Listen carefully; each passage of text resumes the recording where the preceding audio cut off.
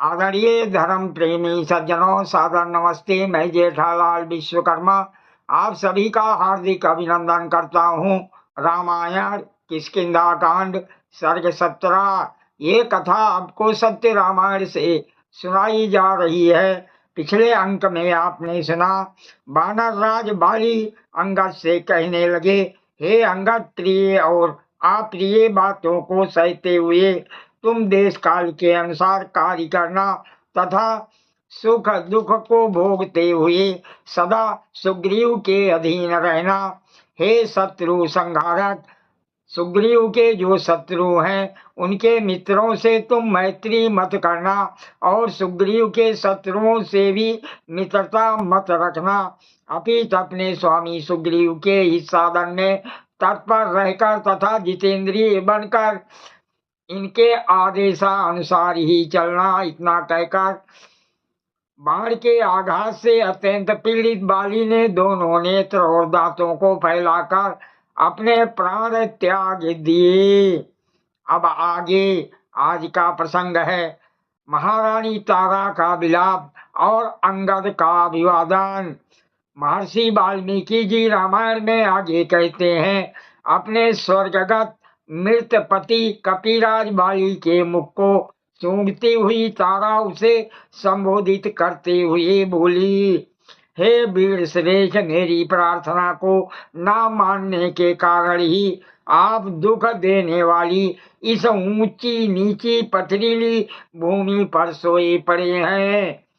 हे वानरनाथ, निश्चय ही ये भूमि आपको मुझसे भी अधिक प्रिय प्रतीत हो रही है, क्योंकि आप इसका आलिंगन कर मुझसे बात भी नहीं कर रहे हैं। हे विशुद्ध, हे कुलोद्भव, हे युद्ध प्रेमी, हे मेरे प्राणनाथ, हे मेरे सम्मानदाता, मुझे असहाय और अनाथ छोड़कर तुम कहाँ चल दिए।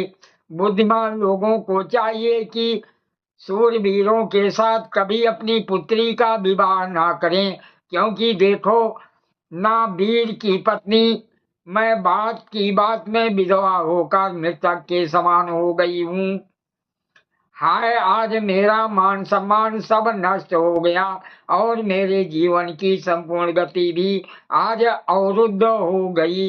इस समय मैं अथाह शोक सागर में डूब रही हूँ।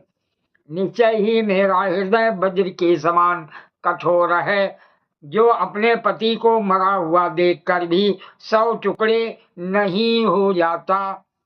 जो स्त्री पतिहीन है वो चाहे पुत्रवती हो और चाहे धन धान्य से समृद्ध हो, लोग उसे विधवा ही कहते हैं। विलाप करते करते देवी तारा पीले नेत्रों वाले अपने पुत्र अंगद से बोली, हे पुत्र मान प्रदाता, अपने पूज्य पिता महाराज बाली को अंतिम प्रणाम करो। देवी तारा के ऐसा कहने पर अंगद ने उठकर अपनी मोटी मोटी भुजाओं से पिता के चरणों का स्पर्श करते हुए मैं अंगद हूँ ऐसा कहा। अंगद के प्रणाम करने पर तारा ने बाली को संबोधित करते हुए कहा, जिस प्रकार पहले प्रणाम करने पर तुम अंगद को आशीर्वाद देकर कहा करते थे कि दीर्घ आयु हो, अब आप वैसा आशीर्वाद क्यों नहीं देते।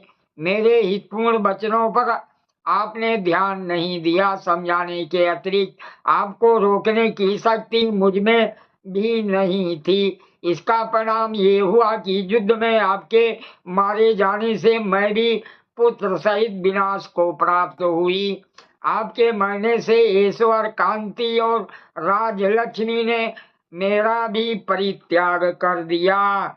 विशेष जो लोग सुग्रीव आदि को आजकल के जंगली बंदर की भांति समझते हैं, वह तनिक इस प्रकरण को देखें। क्या बंदर इस प्रकार नमस्ते करते हैं? अर्थात बाली, हनुमान जी आदि बंदर नहीं थे। वन में रहने वाले लोगों को बानर कहा जाता है। सादर प्रणाम। जय सिया राम जी की।